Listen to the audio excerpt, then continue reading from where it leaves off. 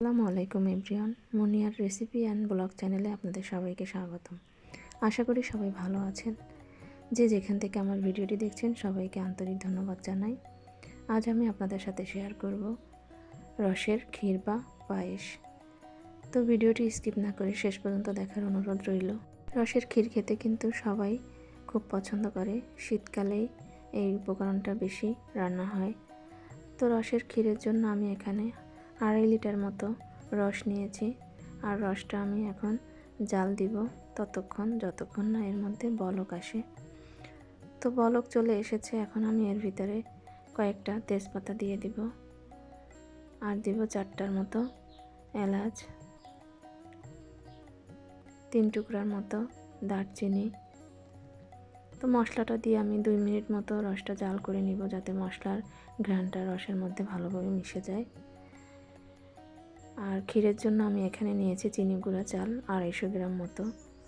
চালটা আমি ভালো করে ধুয়ে নিয়েছি, আর আধ ঘন্টা মতো আমি ভিজিয়ে রেখেছিলাম, যাতে চালটা দ্রুত সিদ্ধ হয়, ভাতটা নরম হয়। তো চালটা ধুয়ে রেখেছি, এখন আমি এই চালটা বলকোটা রসের মধ্যে দিয়ে দিব। চালটা দিয়ে আমি ভাত রান্না হওয়ার মতো করে রান্না করব। চালটা আমি ততক্ষণ রান্না করব যতক্ষণ না ভাতের মতো সিদ্ধ হয়ে যায়। তো আমি ঘন ঘন নেড়ে চেড়ে দিচ্ছিলাম, যাতে তলায় লেগে না যায়। তো আমার চালটা অনেকটা ফুটে উঠেছে, চালটা প্রায় রান্না হয়ে গেছে ভাতের মতো।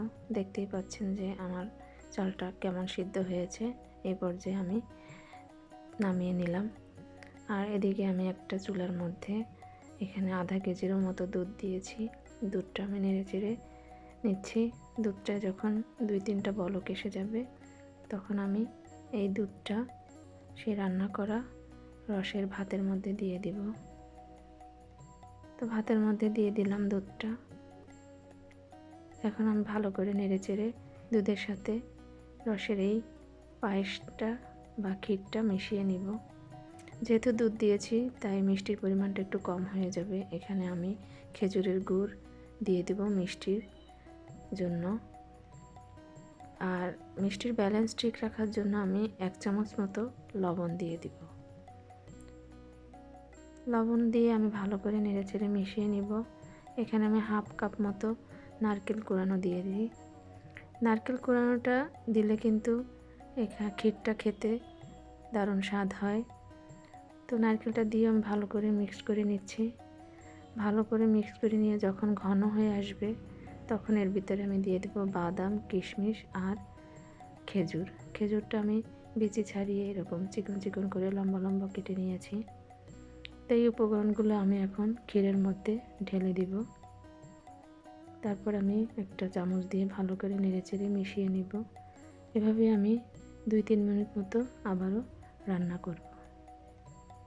তো আমার ভিডিওটি যদি আপনাদের ভালো লাগে, একটা লাইক করবেন, কমেন্ট করবেন এবং পারলে একটা শেয়ার করে দিবেন। আর যারা এখনও সাবস্ক্রাইব করেননি তারা সাবস্ক্রাইব করে আমার পাশে থাকবেন। তো আমার ক্ষীরটা রান্না হয়ে গেছে, এখন আমি একটা বাটির মধ্যে পরিবেশন করছি। তো এতক্ষণ যারা আমার ভিডিওটি দেখছিলেন সবাইকে আন্তরিক ধন্যবাদ জানাই। নতুন কোনো ভিডিও নিয়ে আবারও আপনাদের সামনে হাজির হব।